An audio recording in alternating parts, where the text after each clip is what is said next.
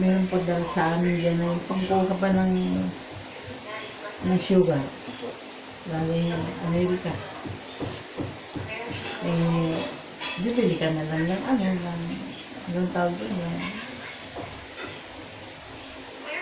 ang tawag doon, yung papel na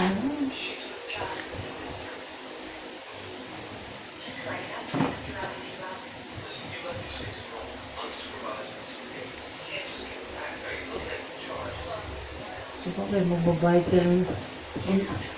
Punta ka rin sa generic yung kumukuha ng mga ganyan sugar. Opo. Di ba yata yun, 10 piso yata eh. Eh? 35. 35 po ba? Sa generic? Ay, Kaso wala yata silang bala ngayon. nung nagpakuha ko noon eh. Kasi hindi ako naniniwala dito sa amin eh.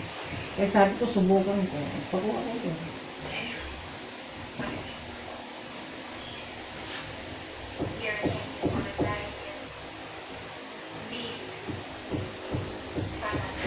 Ano, sigas ng katawan ko.